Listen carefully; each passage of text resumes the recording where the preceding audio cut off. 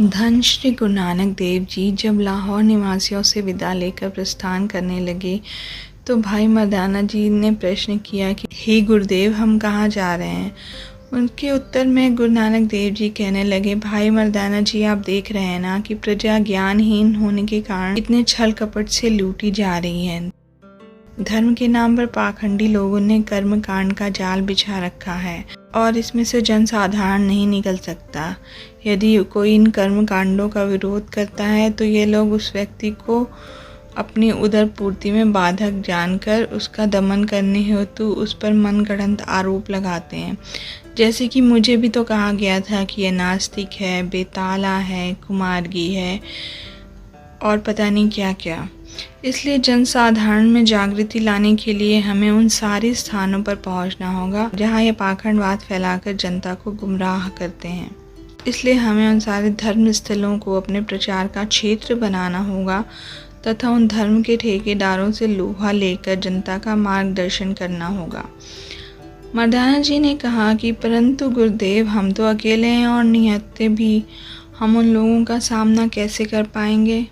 गुरु नानक देव जी मुस्कुराए, बोले, भाई मर्दाना जी, आप चिंता बिल्कुल नहीं करें, क्योंकि हम अकेले बिल्कुल नहीं हैं। हमारे संग वह कर्ता पुरख है, करतार है, वह स्वयं हमारे साथ है तथा हम लोग शास्त्रार्थ से युद्ध लड़ेंगे, अर्थात केवल विचार विमर्श से समस्त मानव जाति का मन जीत कर उनमें से भूले भटकों को सत्य के मार्ग पर चलने का दिशा निर्देश ही देंगे, जिससे उनके कार्य निष्फल न होकर फलीभूत हो।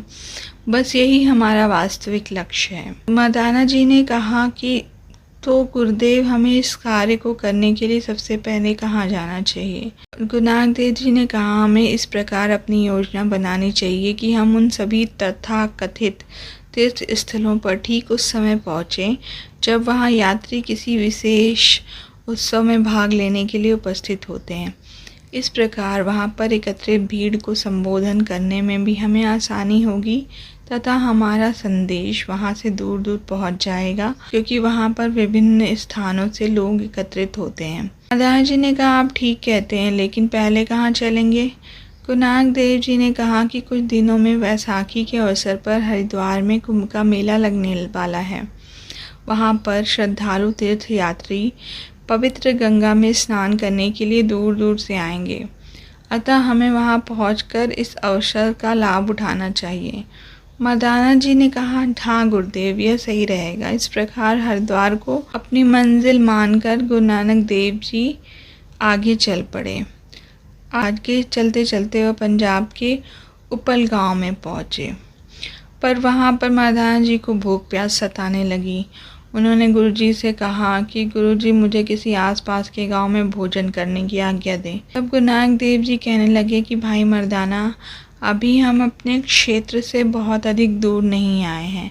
अभी हमें सब लोग जानते हैं। आप पड़ोस के गांव में जाकर कहिए कि मैं नानक के साथ हूँ और हम हरिद्वार जा रहे हैं और हमें भोजन चाहिए। मर्दाना जी गुरु नानक देव जी की आज्ञा मानकर गांव में पहुंचे और लोगों से अनुरोध किया कि उन्हें भोजन करा दें, क्योंकि वह गुरु नानक देव जी के शिष्य हैं। तब क्या था, गांव के सभी लोगों ने नानक जी का नाम सुनकर मर्दाना जी का बहुत ही ज़्यादा आदर सत्कार किया तथा बहुत सारी बहुमूल्य वस्तुएं उपहार स्वरूप भेंट में दी। यह सब वस्तुएं और वस्त्र लेकर इकट्ठा कर एक भारी भोज के रूप में उठाकर मर्दाना जी गुरु नानक देव जी के पास पहुंचते हैं और कहते हैं कि आपके आदेश के अनुसार जब मैं एक गांव में पहुंचा तो आपका नाम सुनकर लोगों ने प्रसन्न होकर बहुत ज़्यादा अतिथि सत्कार किया तथा यह वस्तुएं आपको भेजी हैं। इस पर गुरु नानक देव जी हंस दिए और कहने लगे, क्या भाई मर्दाना जी, आप ही बताएं कि हम इन वस्तुओं का क्या करेंगे।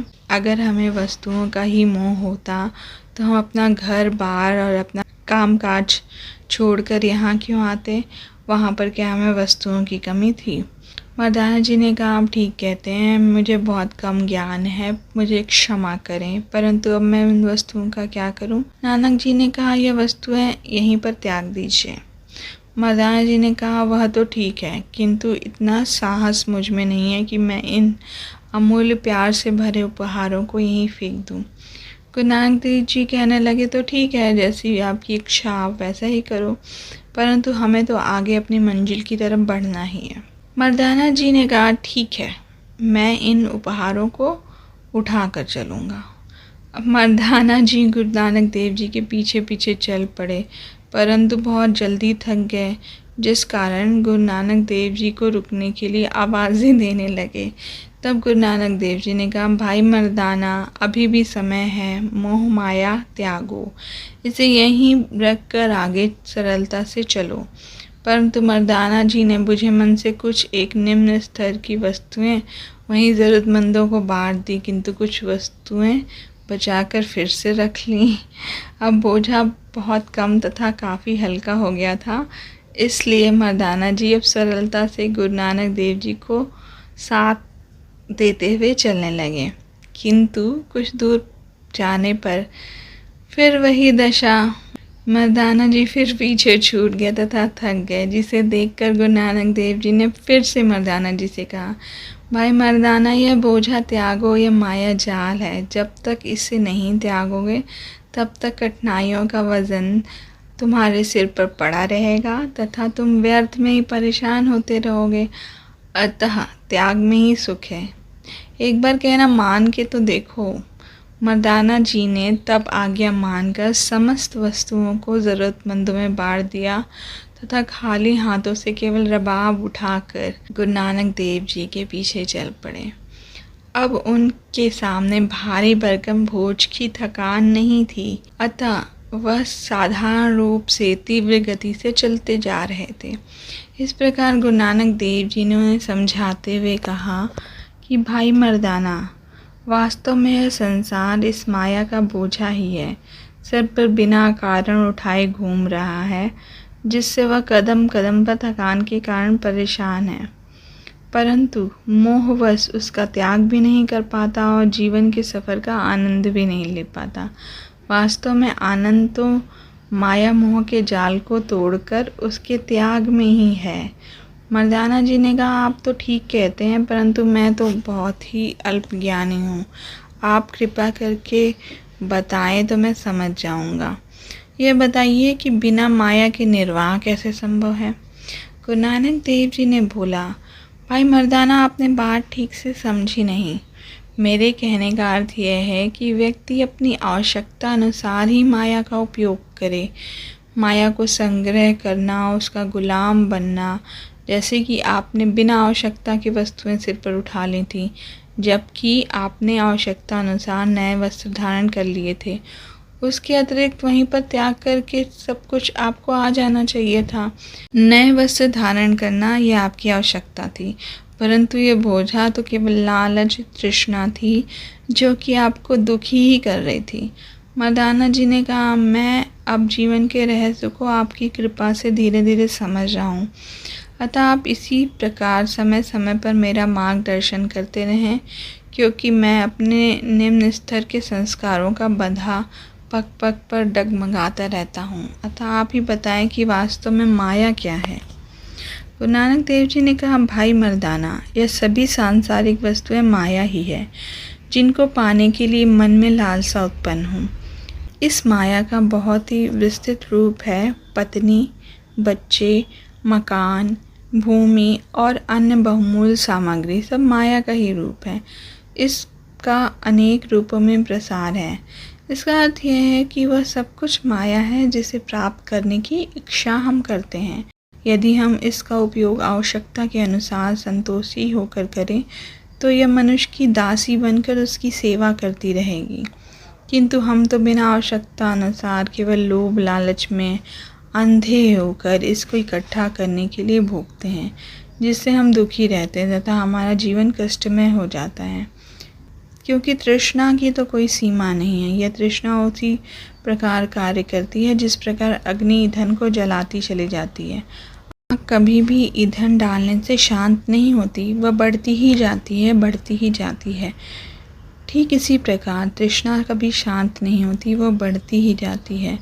भले ही आप समस्त मानव समाज की अमूल्य सामग्री इकट्ठी करके भंडार में भर लें, दोस्तों, इस साखी से हमें यह शिक्षा मिलती है कि हमें ज़रूरत से ज़्यादा चीज़ों का संग्रह नहीं करना चाहिए।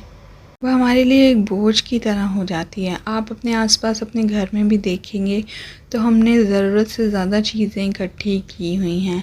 अलमारी कपड़ों से भरी पड़ी है और कुछ काफ़ी सारे कपड़े तो हमने इसलिए रखे हैं और दान भी नहीं किए कि ये हम जब पतले हो जाएंगे तो हमें आएंगे। काफ़ी सारे बर्तन, कई सारे एक ही प्रकार के बर्तन जैसे कुकर, कढ़ाई, कई सारी रखी हुई है हमने और शायद हम उनका यूज़ भी नहीं करते, हम उनका उपयोग भी नहीं करते। अगर हम इनको ज़रूरतमंदों में दान कर दें तो ना केवल हमारा बोझा कम होगा, हमें शांति मिलेगी और दूसरा, इन सब चीज़ों की हमें कभी कोई कमी नहीं होगी।